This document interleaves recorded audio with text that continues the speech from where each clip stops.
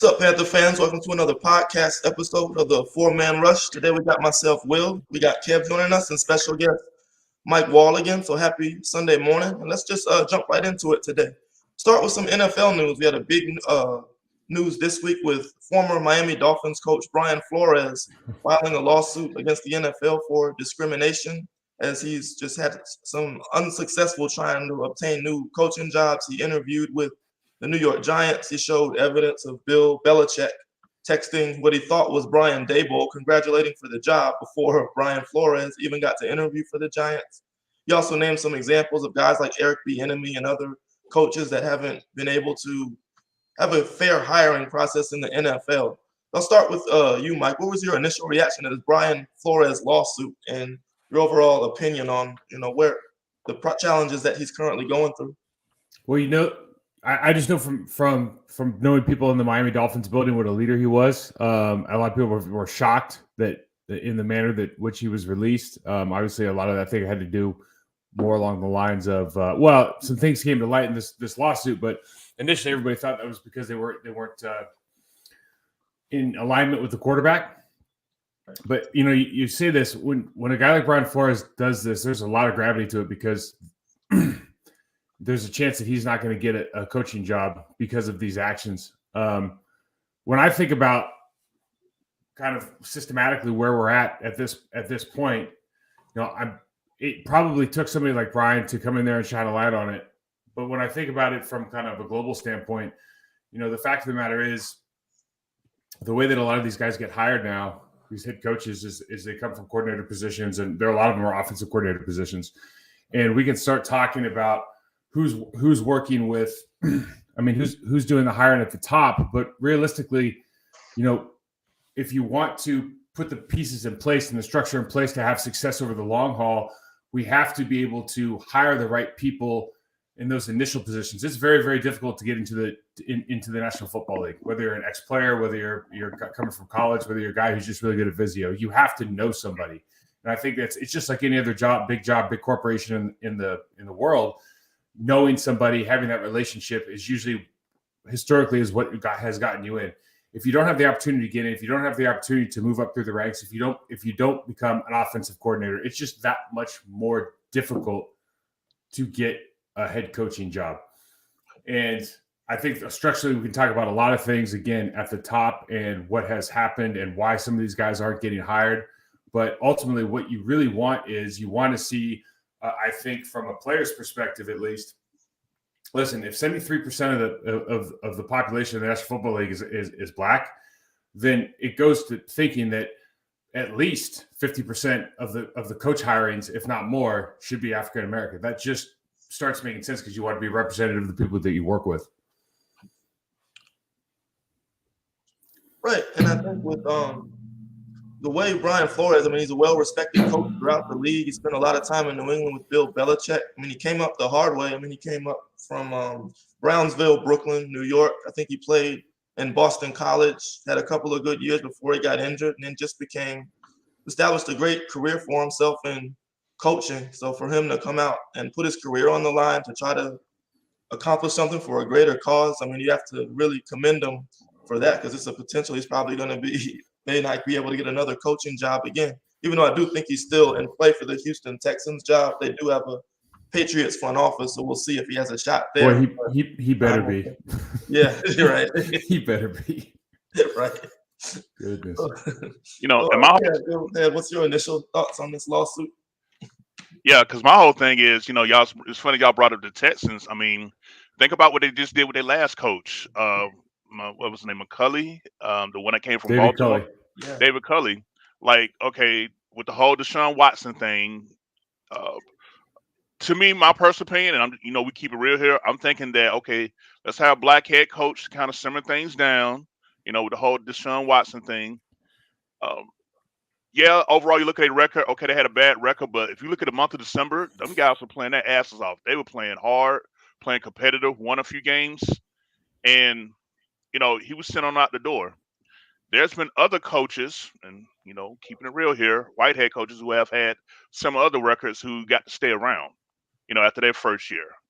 And for me, I think that's just another example of When you think about the ownership of the Houston Texans, is just just one of several. Because one thing we don't want to do, we don't want to say that all NFL owners participate in this, but we don't have no evidence. Obviously one way or the other, we don't know what goes behind the closed door of 32 billionaires. The Billionaires Club. But for me, that's just one example of how quickly things can be viewed when it comes to the racism. Think back to former Carolina Panthers assistant coach Steve Wilkes, defensive assistant coordinator under Ron Rivera when he was here. He went out to Arizona. I think he had a 5-11 record his first year. Was let go. Then comes Cliff Kingsbury. His first year, he has a 5-11 record. He gets to stay. Obviously, he gets to draft Kyler Murray and have time to turn things around. But it just seems that these are just more examples of that. Even when you do get an opportunity to be a coach, your leash is a lot shorter as a black head coach versus versus a white head coach. So for me, being a black man, this is nothing new. Seen it in different forms, but I'm definitely tip hat to Brian Flores for, like I said, willing to risk it all for the greater good. Hey, I would like to add to that. Like, it would be interesting to see what some of these black head coaches signed up for versus, like Brian Flores is a great example versus Adam Gates, who's his predecessor in Miami. Like, how are those contracts different? Are they like inflation adjusted? Is he getting paid the same amount of money? Are they willing to invest that kind of money in them, or are they kind of, is there potential to hang something over your head as far as, hey, if you want this job, you're going to take less than the last guy got? And the other thing with Cully is, or actually, look at Cully in Houston, but also look at Brian Flores as a head coaching candidate in that city. And I think their other candidate is Josh McCown, who played played years. I think he was a backup for most of his career in the National Football League. I don't think he's ever had any coaching experience whatsoever. And I'm pretty sure I read that he took last year off because he wanted to spend more time with his kids who were in high school playing football. So the fact that not Brian Flores, but any candidate is up against that candidate goes to show you what the hiring practices really are like in the National Football League. I mean, there's can't be, by any criteria that I can think of, a reason that he should be a head coaching candidate in the National Football League with zero coaching experience whatsoever. Yeah, what's interesting to me is for a college kid to come into the NFL, he needs to have at least 3 years to play college football, so they don't let freshmen and sophomores enter the league. Even though we see this past college season, you got guys like Will Anderson, Bryce Young, they can probably come into the league this year and be first-round pick. Do you think it makes sense to have the same requirement for coaches as well, have a year of experience requirement before they can be elected to a head coach? Because when you just think of the different solutions, owners are going to hire who they want, who they trust, who they're comfortable with. There's no really standard on what level of experience is required to be a head coach. So there's nothing preventing a Houston owner from saying, I'm friends with Josh McCown. I like him. I trust him. He's a good guy. He's a good leader. Let's hire him despite having no experience. I mean, what other solutions do you see to this, Mike? Well, one thing is, you look at some other sports, and we don't really have a licensing structure in coaching. You look at soccer, for example, and FIFA has a licensing structure. Regardless of where you are in the world, you're going to have to get an A license, for example, to become a coach that works with competitive athletes over a certain age. We have certificates that you can get, but we don't have a licensing structure. And one thing that is really difficult about coaching in the National Football League is that what's the pathway to become a coach is you can control you get hired, you get lucky to get hired. You probably know somebody. There's probably some nepotism of some sort going on. You control your room. Your team does well, has success. Maybe you have an excellent quarterback. Maybe there's another reason you're having success. It might be tied to you. It might not. And then you move up the ranks, and eventually you get this head coaching job. There's no on-the-job training for becoming really what you are as a CEO, right? And instead of having 9 or 10 things on your plate during the day, you might have 30 or 35 things on your plate. And we don't know how to manage that. We don't really teach these guys how to manage it. That's why when you look at the statistics of hirings since a good buddy of mine in the National Football League just told me the stat, There's been 102 coaches hired since Mike Tomlin was hired for the Pittsburgh Steelers. That's all coaches. And if subjectively, if you look at who was successful, who's not, things like going to the AFC or NFC championship, things like getting a second contract with that team or contract extension, less than 1/4 of those hires have been successful, right? So not only are they not hiring by demographically what makes sense given the lay of the land from a player's standpoint, but they're not having any success with these hirings as of right now historically. So I think there's a lot that goes into this, but part of it certainly is, why not create a licensing structure that is a minimum basic requirement, so that we know that not only do you know the X's and O's, we can teach you leadership qualities, how to build organizational culture, all the things that really go into having a successful program over the long term. Right now, Kev, you look at some of these coaching hires. Let's talk with Jacksonville, for example, since kind of lead into our next topic. I mean, Doug Peterson, I think that's a great hire for them. Very good for Trevor Lawrence, good quarterback coach. We saw what he's able to do with Carson Wentz in Philadelphia. He's a Super Bowl champion. So I think Jacksonville got it right with this hire. We look at the other candidate, it was Byron Leftwich. I mean, reports came out that Leftwich didn't want to work with their GM, Trent Baalke, and instead wanted to bring in his own guy, Adrian Wilson from Arizona. And then I guess the report on the other flip side was Jacksonville wasn't willing to budge on their GM. So I guess Leftwich eventually took himself out of that job. Do you think Byron Leftwich made a good decision to decline the Jacksonville job, considering his other opportunities might be minimal out there outside of that one? Yeah, personally, I think he did do the right thing. When you take a job, when you get one of these positions to be a head coach, you want to put yourself in position to succeed. And the relationship between a general manager and a head coach, it's got to be like Jordan and Pippen and Kobe and Shaq. It's got to be a 1-2 punch that's in sync. That is, they can challenge each other as far as like ideas and thoughts, but their goal and their path that they agree upon to get to the goal has got to be aligned and have the same vision.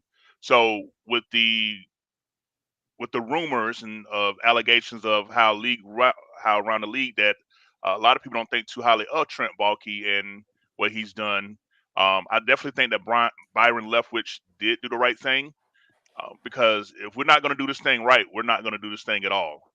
And several are surprised that owner Shad Khan, the owner of the Jacksonville, is still retaining to Trent Baalke for whatever reason that may be. That's left up to them. But I definitely think that Byron Leftwich, he did the right thing. You don't want this to be a 1 or 2 year thing and you're out the door too. You rather wait for it to be the right opportunity with the right system and the right chain of command in place, owner, GM, head coach, and staff. You want all of that to be aligned right to where not only you succeed as a coach, but the franchise succeed as well. Right. Mike, how much input do you think coaches should have on, one, who their GM should be, and two, over personnel decisions? Yeah, great question.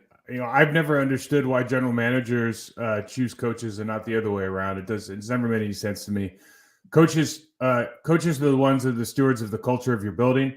They set the tone for the building. They interact with your most important assets every single day at a much higher rate and much more intimate level than the general manager does. Coaches know exactly what they want. A good coach, a good coaching staff, a coaching staff that educates their coaches and develops their lower level assistant coaches. They know what they want from a personnel standpoint. It's something they can easily convey. So I've never understood. When I saw Byron Leftwich make this stand and say, I'm going to bring in Adrian Wilson, who was an all-pro safety and has kind of risen through the ranks as a personnel guy now for the Arizona Cardinals. When he took that stand and said, I'm not going to work with Trent Baalke, I want to bring in my own guy, and kind of took the lead as the person in the position of power that makes decisions there, I was hoping that Shad Khan would go that route. Doug Peterson's a teammate of mine, and I'm happy he got the job, and I think he's a great hire. But I was just hoping, because of the situation, that Shad Khan would say, okay, we're actually going to put the person in charge who has the most influence on this team, which is the head coach. Some more coaching news. I guess the moving to the Green Bay Packers. A lot of their offensive staff, I guess, is parting ways with the team. We see Nathaniel Hackett, the offensive coordinator, take the head coaching job with the Denver Broncos. The quarterback coach, Luke Getsy, joins Chicago to join the Bears, where he'll be able to work with Justin Fields. My question here, Mike, is a guy who follows the Green Bay Packers. What do you think of these two coaching hires, or do you think their success was more tied to the talent of Aaron Rodgers, or do you think these are good hires for Denver and Chicago? It can be both, right? Like, obviously, these guys, Aaron Rodgers was a good player before they showed up. And I think, if you look at, listen, one of the hard truths is that an owner or a president, a general manager, they want to hire guys that have had success in the league. But usually when you look at quarterback coaches, assistant or offensive coordinators that have worked with Hall of Fame caliber quarterbacks in the last, 15, 20 years, most of those guys don't have a lot of success. You think about all the guys that, that coached with Tom Brady up in New England. You think about Josh McDaniels' first trip to Denver didn't go very well. You think about, Peyton Manning, Adam Gase. I could start naming a bunch of guys. Ben Roethlisberger's tree, Drew Brees. These guys don't just all of a sudden go find success because they can't bring that quarterback with them.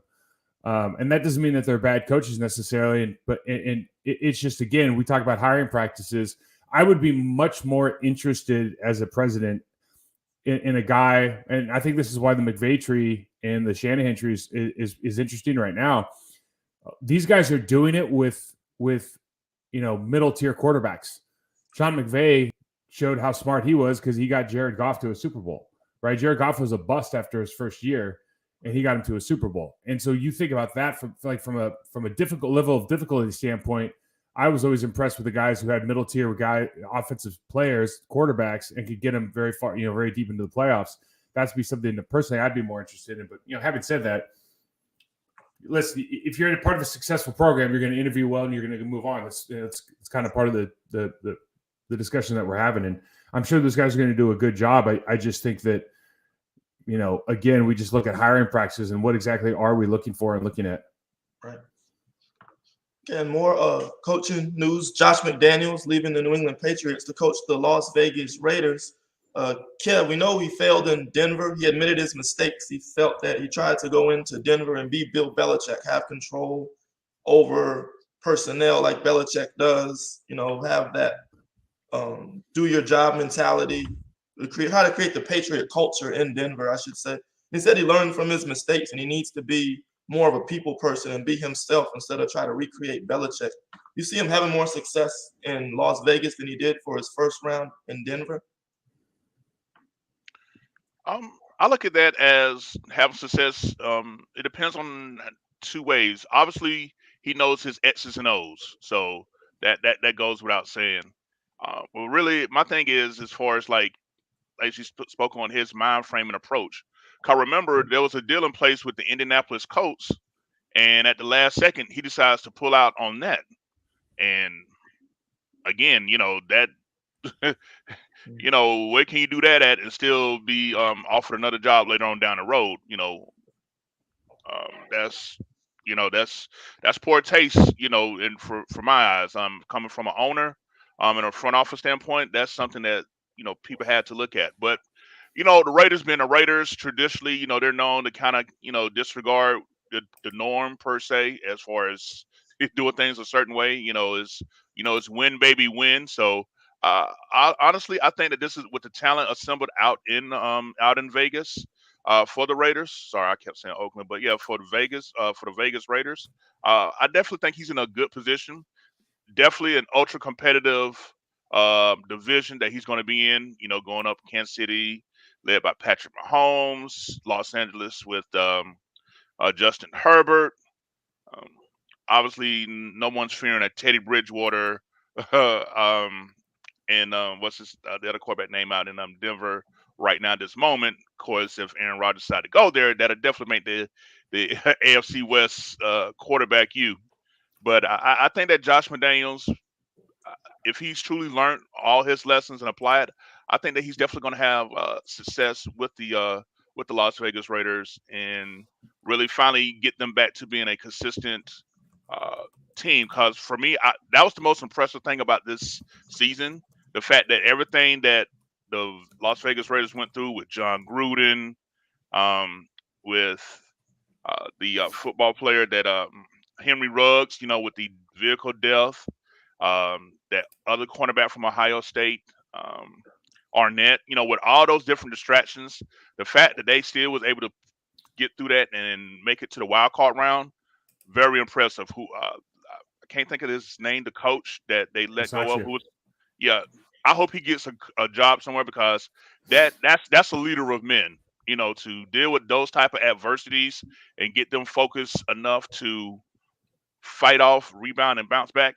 That's what I like. That's the toughness and fortitude, leader of men type mentality that I like. But I think Mcdaniels will do well in Las Vegas. I think it's interesting about how many teams are trying to recreate the New England Patriots. I guess the Tennessee Titans are basically Patriots South. The Texans are Patriots Midwest. Now the Raiders, I guess, are trying to be Patriots West. But none of them have really had success. I mean, Tennessee's consistently in the playoffs, but has never gotten over that hump. Mike, can you really create the Patriots culture and organization without Brady and Belichick? I don't think so. I think, you look at his coaching tree. It's been interesting, right? Because for as great a coach as Bill Belichick has been, maybe his greatest accomplishment is the fact that nobody can replicate what he does, even people that were in his building. Mike Vrabel who's having a lot of success at Tennessee and is one of the best coaches in the National Football League right now. He was a player. He has it from a player's perspective, so it probably means something different to him when you talk about the Patriot way, as maybe the intimate details of being a coach in the Patriot way are probably a little bit different than a player. But you look at Charlie Weiss, Bill O'Brien, Josh McDaniel. Brian Flores is really the first guy who you come in and you go, he understood how to turn a program around. He was clearly a leader of men. And, to Kev's point, a lot of coaches, like I can go down the street right now and find a bunch of guys that understand X's and O's, the guys can get hop on Madden and kill it, right? They know how to game plan. Are you a leader of men, right? Can you lead a building? Can you develop organizational culture? That's what you need from a coaching position, a head coach has to be able to develop his staff, has to be able to develop the players in the locker room, right? You have to develop a culture of what I call perpetual supremacy. And we make the mistake sometimes of thinking that, everyone thinks that they're special, right? Everyone thinks that they're special. I can recreate. I've met Bill Belichick enough times to go, I can never do what he's doing. Right. You have to do it my own way, and it may or may not work, but I'm not going to try to do it his way because, he's the mastermind. And I think our expectations sometimes are just, they fall a little bit short of reality when it comes to being able to replicate other people's success. Right. And I think that's the good point you brought up, because I look at, does the CEO, how well the CEO coaching model works. I look at Mike Tomlin. He had 1 year as a coordinator, so he wasn't, he had some play calling experience, but the first people he hired, Bruce Arian as his offensive coordinator and Dick LeBeau as his defensive coordinator. So Tomlin was the leader in the locker room, motivate players, develop staff, while he let the coordinators handle most of the scheming and play calling duties. And you also saw it with Jim Harbaugh, who has a special teams background. And we had Vic Fangio as his defensive coordinator. You look at John Harbaugh, he had Jim Caldwell as his offensive coordinator, Rex Ryan as his defensive coordinator. So sometimes you do see that CEO coaching model work where the head coach may not be a schemer and play caller, but he can have consensus around him that can do those things and allow him to just be the leader and culture builder in that locker room. I think that's what Matt Rule, his intent when he came to Carolina was, that he would kind of just be the culture builder and leader in the locker room and have his assistants try to handle those duties. So speaking of the Panthers, some big news last week, they hired Ben McAdoo as the offensive coordinator. Now, Mike, I know McAdoo came to Green Bay the year after you became a Carolina Panther, so you may not be familiar with working with him. Just when you heard from teammates, knowing his experience, he worked with Aaron Rodgers, had some success there, worked with Eli Manning, had some success there. What do you know about Ben McAdoo and what you think he'll bring to the Panthers locker room? Yeah, that's a great question. Ben, he went down to the New York Giants as a head coach. It's kind of one of the kind of one of the guys we were talking about, right? Had played with a Hall of Fame caliber quarterback, and then couldn't find success when he wasn't able to bring that quarterback with him. And Eli Manning was actually, Eli was always at the end of his career, he wasn't quite, maybe the same guy that he was in his prime. But look, you hope with these guys, you hope that they can understand the system, and they've evolved since, the last time they were offensive coordinator, like in the situation with McAdoo in Green Bay, and not trying to necessarily replicate the same kind of success. Understanding you're not going to have the same kind of player under center. Players that I've talked to are they have only nice things to say about him. And the biggest thing for players just care if you can make them better, right? Can you make me a better player? Can you put me in a position to be to find success, and can you give me the tools to be successful? And so very quickly you're going to be able to find out: are we putting this guy in a position to are we putting our players in positions to be successful, and then are we giving them the tools to become successful? And it might not be pretty the first year because we still don't even know who the quarterback's going to be. Right. But you want to see the structure and the framework being put in place. You want to see progress and development every single week in, week out. And so, hopefully he can bring that to the table. Now, Kev, I think a lot of us said Matt Rule's biggest mistake coming from college to pro was that he had nobody on his staff with former NFL head coaching experience. Well, he kind of solved that with Ben McAdoo, I guess, who was a head coach for the Giants for a couple of years. What do you think of this hire? You approve or disapprove of it?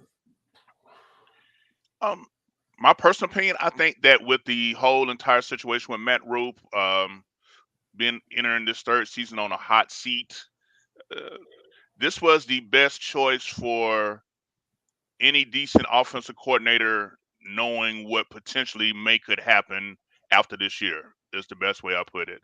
Because any up and coming offensive coordinator who knows that he's has the potential to be a head coach, he's not taking his job here.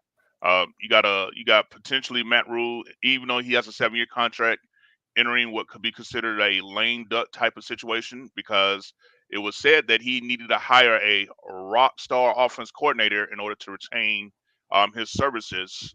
According, that's what a lot of the Charlotte media was saying. Now, I know many people might not consider McAdoo, quote, that rock star caliber offensive coordinator, but I do think that his resume does serve him well enough to be the type to handle this situation. Because when you look at it, as Mike just said, don't know who the quarterback is. The Panthers are very limited with salary cap. We got 25 free agents, that was on the team that's about to be free agents. So this is not exactly the most sexiest of jobs right now for someone looking to come in who knows their worth and know their value. But I think that depending on which way the Panthers could go, and we can all speculate, one way or the other, I think Ben McAdoo is the right fit for this position. Now, I haven't studied his style per se in depth as far as like what he ran was in New York to understand what he's going to do. We know that Matt Rule did say that he wants to, quote, run the ball more. Is that what McAdoo was known for doing when he was in New York? Personally, I don't know. Like I said, in Green Bay, he was a tight end and a quarterback coach. So it'll be interesting to see the style of the offensive philosophy for the Panthers under Ben McAdoo.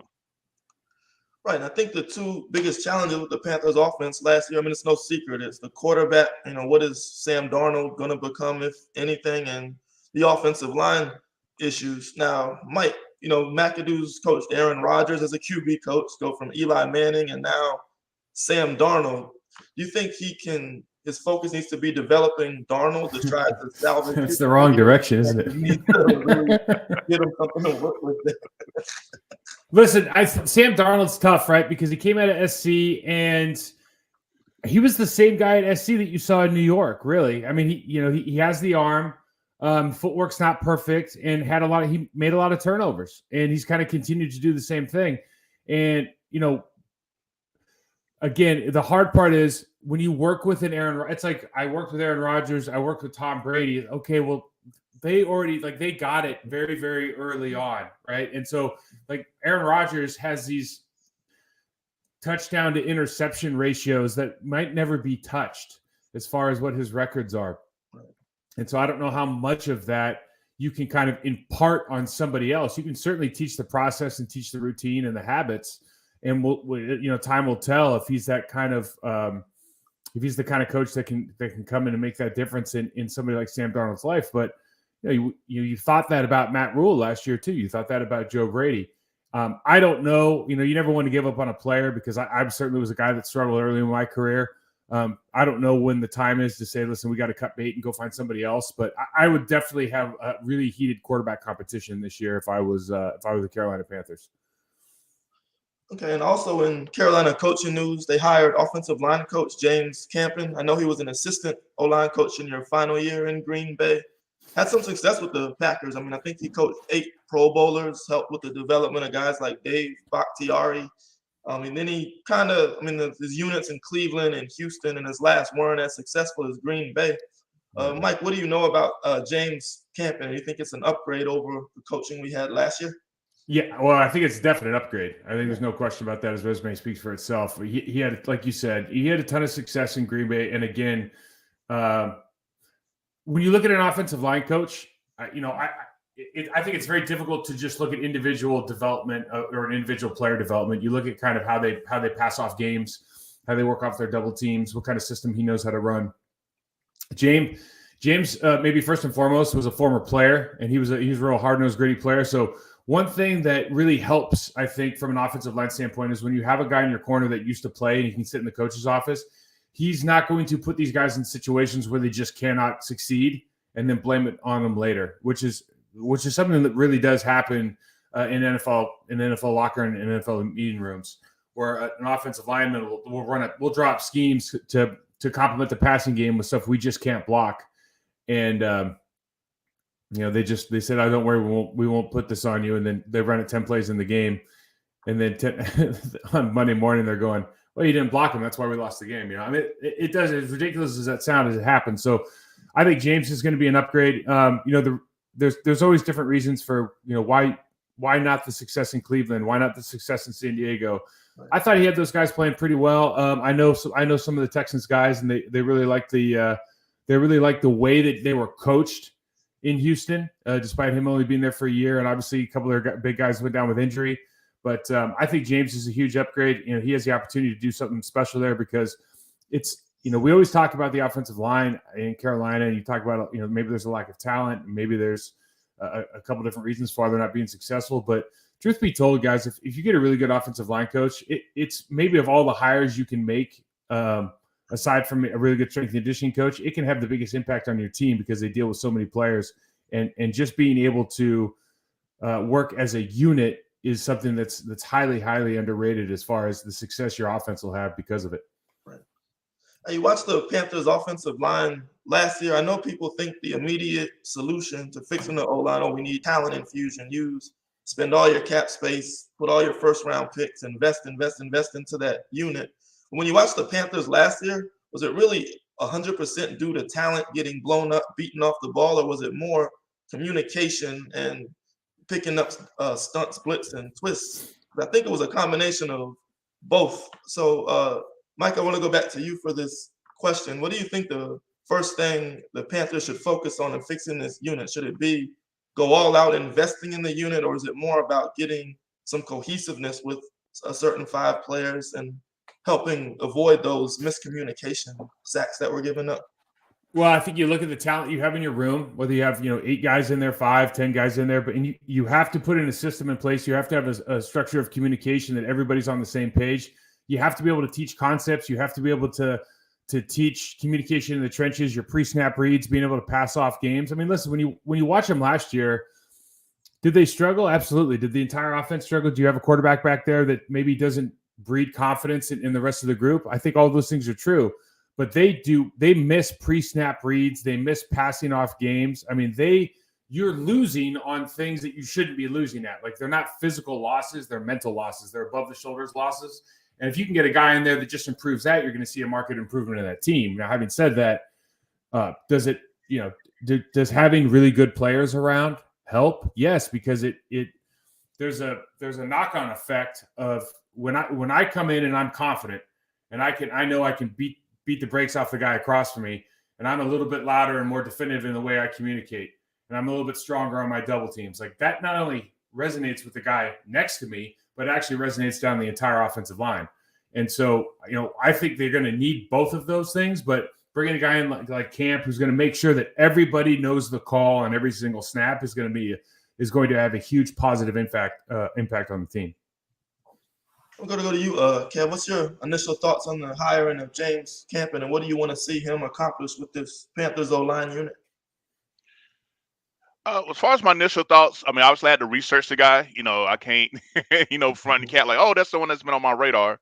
But once I peeled back the layers and got the most what I felt reliable information from the internet, and then I went back and looked at the statistics that Green Bay had during his tenure, because like I said, he started off, and Mike, you the one that helped me out. You think you said started off as like a assistant quality coach at first, and then he was our assistant line coach, and then I think he was tight ends coach for a year, and then he went over to Joe Philbin.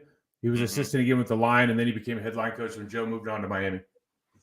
Okay, yeah. So so it said that he was with Green Bay from 2004 to 2018. So that's 14 years. And I really think that based on what I saw, and then when you look at the type of numbers, I also looked up at sacks and pressures, and also looked at penalties as well. He's definitely in a very significant upgrade. I feel like for the Panthers, as far as what we want to do now. What I'm curious to see is, Mike, you brought up a great point about it, where it's been mental and where there's talent. I felt like where the Panthers took losses at in the pass blocking was mental, and I felt like where they took losses at in the run game was talent and physical. Because there was several times, when we would always, watch the All 22 when it came out on Tuesdays, and we would see guys, they doing the double team or they're getting to the block, but they're just like, getting their asses handed right back to them. Like it was just clearly, it wasn't a lack of effort; it was just a lack of execution. And I just think that all. But that's technique, though, right, Kevin? A lot of that's technique, though, right? Like you watch it's Michael Jordan, right, number 73. Yeah, 73. Yes. He comes off the ball so high that he's going to get beat. He's going to have a hard time being successful, and you just have to determine whether or not that's a technical issue or that's just like a mobility thing he can't fix. But I agree with what you just said. They get beat physically, but I think if you have a guy who's more of a technician, like a technical development guy, I think that plays a big part of that. So, would you say James is a technical guy?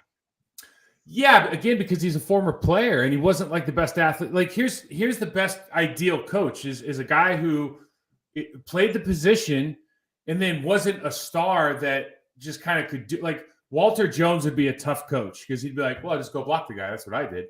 Right. But if you get a guy who wasn't a phenomenal athlete, that person had to rely on technique. You speak in terms of inches, aim small, miss small with your hands, right? You have to know those little nuances of the game in order to find success at the highest level. So those are things that he can impart. Those are the details that he can impart to these guys.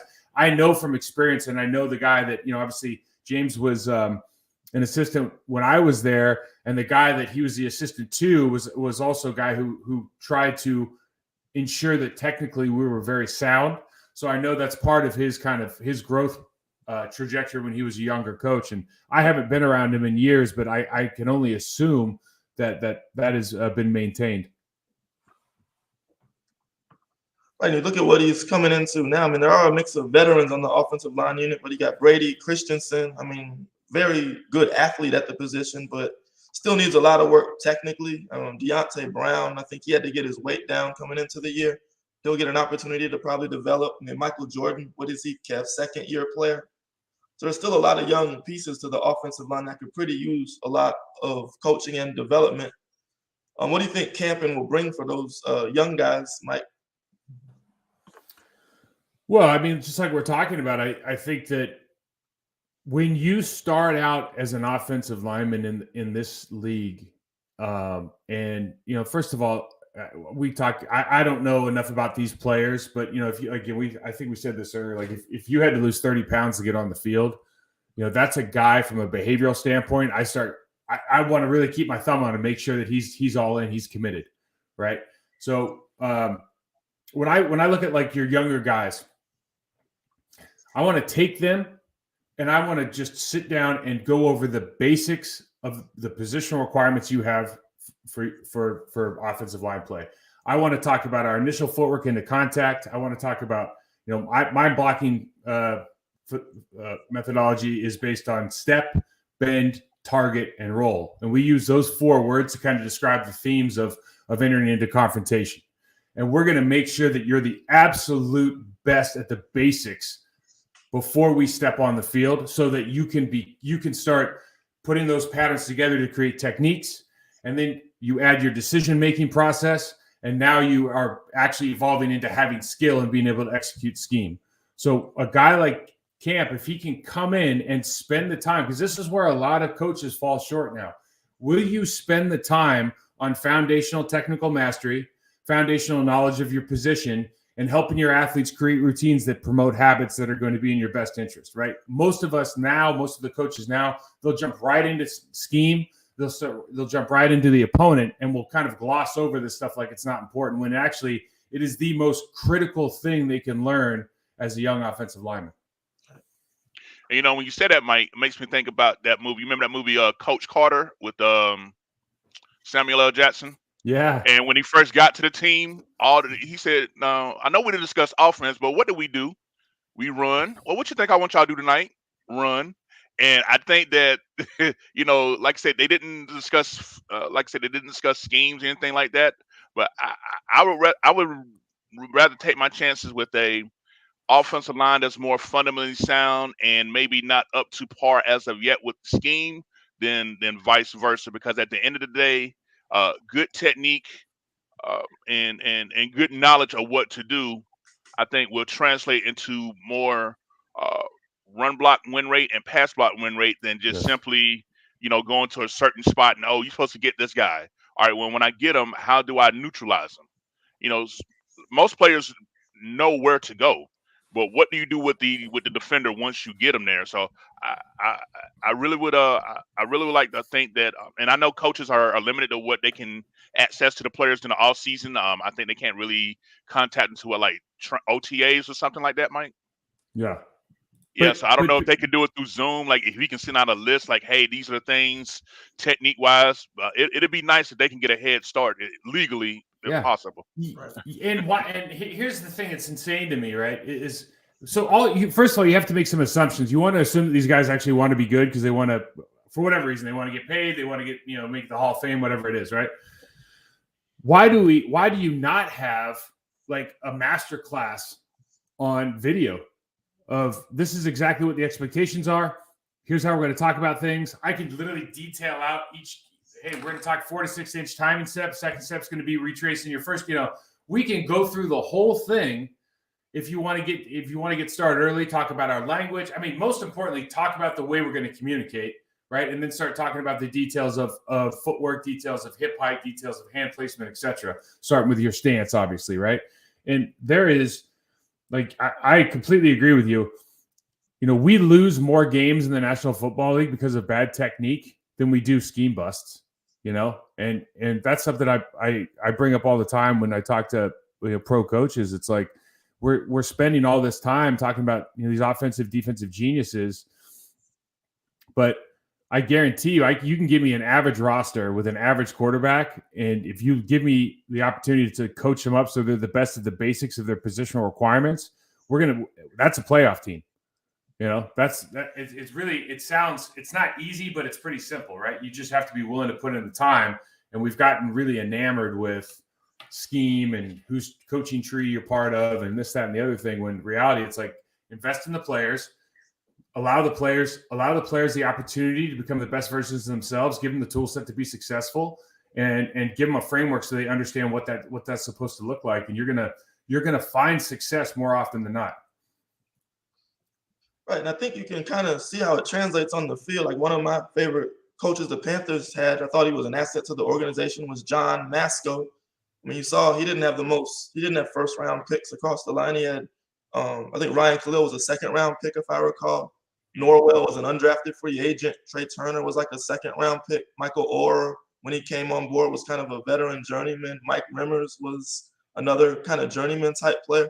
But he got them playing well. I mean, I think they were one of the top 10 offensive lines during their best season just because of being on the same page, communicating well. I know Ryan Khalil's very smart above the shoulders.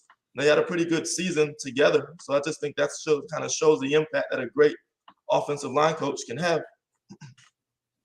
And now you look at Nashville with Washington. I mean, another unit playing well. That's another case too of understanding who your personnel is in the backfield, right? And creating a system where you have this weapon at your quarterback position, so you can do some unique things.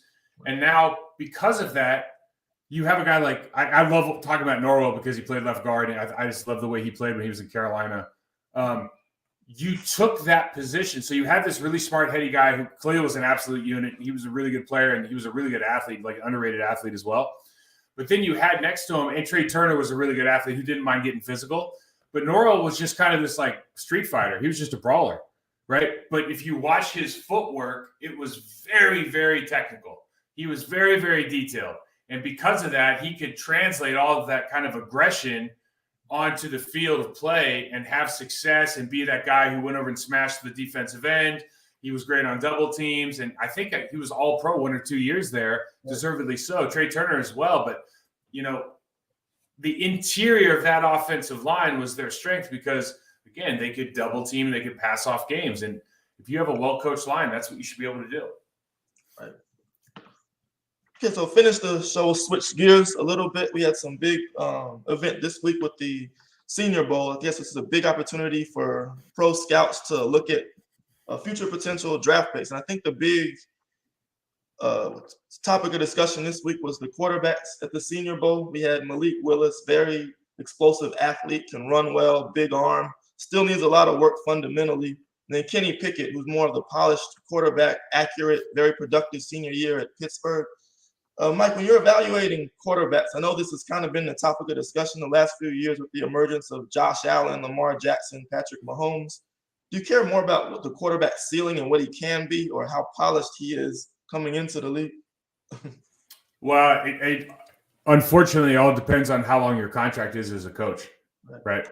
That's the honest answer. You obviously would say ceiling. You know, I think if you have a guy that has a really high ceiling, the problem is, if you look at the guys that got drafted this year, I think everybody would agree that Mac Jones had the lowest ceiling of all those first-round draft picks physically, but he ended up, you know, arguably having the best season. And you look at the last couple of years, you look like a guy like Justin Herbert. How did he fall through the cracks given how explosive, how physically gifted he is? How did he make it to whatever? You know, he wasn't the top pick in the draft. I know he was a first-round draft pick, but his talent kind of jumps off the charts. But they didn't think that he was going to be a game-ready player until the starting quarterback got hurt and he had to jump in very, very early in his career. So for me, it's always about ceiling because I believe in my ability to develop talent. But I think from a coaching perspective, you really have to take into account how many years you have left on your contract. When you look at high ceiling players, I know a quarterback you played with that a lot of people are familiar with was Brett Favre. I think perfect example of a high ceiling guy. He played on 2 teams. I mean, can make every throw out there. What does having a guy like that at the position just do for the rest of the team? Oh, confidence. Yeah, you just breed confidence because you're never out of a game. You know that as long as you have a guy like that in the backfield, you give yourself a chance. And I've told this story before. I mean, one thing that Brett could do is he was so at ease with himself. He was so confident. He was extremely smart. He could teach he's a PhD level intelligence when it comes to running that Mike Holmgren West Coast offense, Mike Sherman's offense. And he just kind of showed you that you didn't have to manufacture emotion. You didn't have to live in like that fight or flight state all the time to play football. You could be relaxed. You could work hard, kick ass, have fun doing both. And go into these games with a little bit of excitement and nervousness, but never anxiety or excitement, but never nervousness about whether or not you're going to be able to play well and perform. He was just a guy that had confidence he could perform every time he stepped on the field. Kev, as Panther fans, I think we've kind of experienced success, building the team both ways. We had Cam Newton, generational athlete, high ceiling player.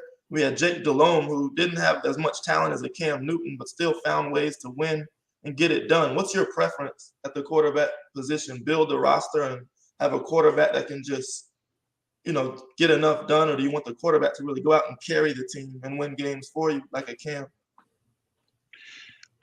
Seeing that I've seen the two extremes on both sides with Jake Delhomme and Cam Newton, I need my quarterback to be fundamentally sound. It's going to be chaos in the pocket when when stuff goes bad. That's how much I've seen over the years. But anyway, when things go bad, you really want him to rely on his techniques and his fundamentals to, step up in the pocket mobility. Don't stare down your target. Try to keep the safeties in the middle of the field, and then deliver a catchable ball. Those are things that, for me, scream out fundamentally sound. We've seen the flash and the great highlights, with athletes, and we've seen the quarterbacks that, grind through. They do just enough to get there. So whether you're athletically gifted or you just got that spunk and moxie, whatever to call it, I just want you to be fundamentally sound. And consistent with your fundamentals, so that when that pressure comes, when things go off script, when something's done that you wasn't ready for, you can never go wrong with relying on your fundamentals to get you to the next play. Mike, I guess in your situation, you've played with both extremes. You've had a Jake Delhomme and you've had a Brett Favre, two kind of opposite ends of the spectrum. You kind of discussed the difference in the mentality of the offense depending on, I guess, the ceiling of the quarterback you have. Yeah, and I don't want to sell Jake short. Like, Jake was a good quarterback in this league. Right. I played with some bad quarterbacks. Some of his backups were bad. Yeah. Like we had Derek Carr, and he was the first pick in the draft. That kid, he was a bad quarterback, right? And he had all the talent in the world. Maybe those are kind of the extremes that I look at, because I think Jake was pretty fundamentally sound. He got rid of the ball, and there's a lot of things he could do. But when you have a limitation at the quarterback position, and you know that you have a limitation in the quarterback position. Well, let's just put it this way. Like John Fox was a defensive coach, right? So he was happy for us to kind of strive for mediocrity as a Carolina Panthers offense. Like if his whole thing was like, if you guys score 18 points, we're going to win, because they're not scoring 19 against our defense. That was his mentality. And so you're going into these games, and listen, from an offensive line standpoint, you're going to run the ball more. You're going to run these routes that are, Steve Smith is kind of option 1 and 2. And when you get in situations, because they're bringing too many guys in the box, they're bringing 8, maybe 9 men in the box. If we're going, double tight end and Brad Hoover at fullback, now you're going to get those 1v1s with Steve, or you're going to get your secondary guy, Ricky Prohl, is going to have that opportunity to make a big play. But you just don't, you never go into a game like, man, we're about to drop 40 on these guys. Like, it's going to happen. Like when I was playing in Green Bay and you have a top 3 offense with all the weapons that we had, we're thinking every weekend, and we're dropping at least 5 touchdowns. Like we just thought we had that capability. We weren't going to do it every week, but that was our mentality. But I think one thing you see that you want from a quarterback is to be able to elevate his game when he needs to. I mean, Jake Delhomme, say what you want about him, he had probably one of the best Super Bowl performances ever for a QB. I mean, he went probably a best playoff run too. In 2003, he hit that game-winning touchdown to Steve Smith as well. So you saw him be able to elevate his game when the team needed him the most. And I think that kind of became the identity of the Panthers and getting that nickname, Cardiac Cats, as well. So with 5 minutes left, Mike, you want to go just give our fans a quick overview of what's going on with Process to Perform, any updates going on? Yeah, sure. We so from a podcast, so Process to Perform is really a platform I use to help parents, players, and coaches develop the tool set to become elite.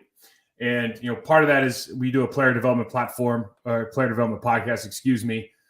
We did one yesterday with Daniel Guzman. He was the head performance director for LAFC, LA Galaxy, men's national team on the soccer side. We deal with all sports, all confrontational sports. Performance psychologist Rick Pereira was on a couple of weeks ago. And I think there's really valuable insight for athletes, for coaches, and for parents kind of looking to understand what above the neck, what changes we can make in our process that are going to give you the most impact. And then we have our total athlete development platform, I work with pros down to preteens and all confrontational sports, really working on that tool set to become the best version of yourself, to become elite, to get to that next level, whether that's you want to get a college scholarship or that's you want to go into the professional ranks. And listen, that's not it's not a certainty that every athlete's going to go out there and be the next Michael Jordan. What we're doing is we're putting you in the best position to be successful. We're focusing on 3 themes: mindset development, technical mastery, and ownership decisions. And so we go through a process with that over 4 months that we really help these kids understand how to kind of take control and ownership of their careers, take control of their process, and give themselves the best chance to be successful. We work with the athletes, we work with the parents. It's a very fulfilling job, actually, to be able to work with all these athletes and from all across the country in these different disciplines. So if anybody's interested, check out process2perform.com, and we'll be automating and putting all these things on a new platform here in March. So it'll be we'll be able to reach out and help a lot more athletes. Okay, Kev, you have anything you want to say to our fans before we sign off for the day? Yeah, well, we didn't have a lot of fan questions, Mike. I guess we're up a little too early for them on a Sunday morning. But we did just get a couple here. Had this one saying Saints are interviewing Chiefs offense coordinator Eric Bieniemy today. We'll see how that goes. It was something interesting that was brought up, about this whole Rooney Rule thing kind of being like a checklist more than just being an actual opportunity. Yeah. So, hey, who knows? But how do you know? Like with Eric Bieniemy, it's so hard, right? Because Eric Bieniemy is legitimate for 5 years, though. He's been a legitimate candidate. So I just go, I'm not living in that world, but it's hard for me. The Rooney Rule thing doesn't make any. It never made sense because once you put a structure like you have to do this, then by default everything you do almost feels disingenuous, right? Whereas Eric Bieniemy on his own merit is a legitimate candidate for any coaching job in the country, and it's just I think we need to get rid of the Rooney Rule and create some real legislation. Yeah, I think it had something to do with, you said something that happened back in Colorado back in the 90s, some sort of incident that they may be holding over his head. Every single person on the planet had something happen back in the 90s. You know what I mean? I heard that last year when they were going through his Colorado thing. And I don't know what it was. And, I'm just telling you, I guarantee you, because I know these guys, there are head coaches in the league that have skeletons in their closet, right? That they didn't come out during the interview process, and I can't imagine why. Right. Yeah, with me with the Rooney Rule, it's instead of forcing them to interview the candidates, why not build better coaching development programs, networking opportunities so they can meet decision makers, become more comfortable with them? Because there's a lot of nepotism in the NFL, and it's always been that way. Kubiak's son is getting jobs, coaches' sons are bought up in the coaching world and just get that much more access to meet GMs, meet owners. They can just have better coaching programs for these guys to put them in front of these owners and decision makers earlier. I think that would be a much more effective solution than the Rooney Rule was. But yeah. Hey, Mike, maybe you reach out to your network and how you're doing a process perform for players, process to coaching. Like you said, some sort of structure.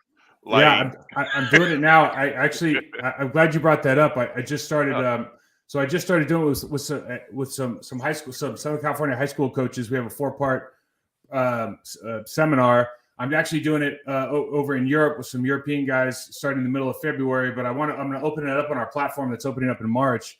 And really, listen, coaching. We talked about it before.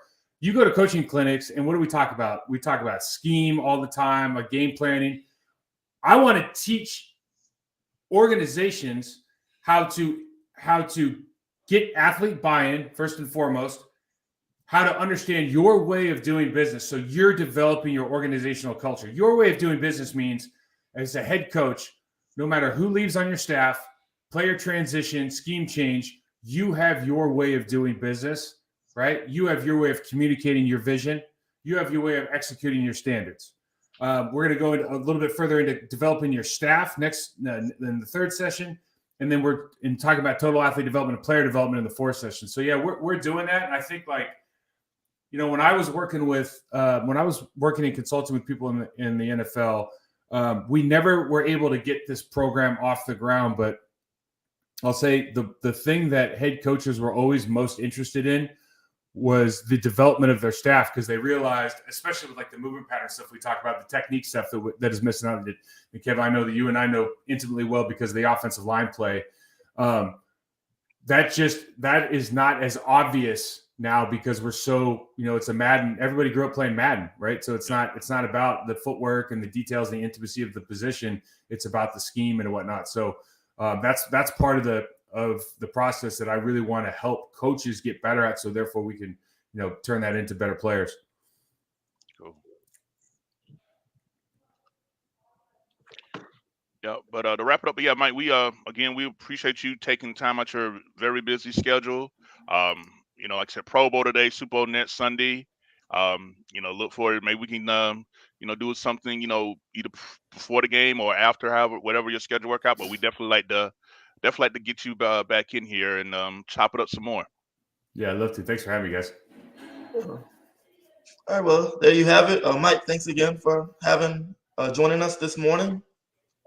Everyone else, keep pounding. We'll see you next week. Okay.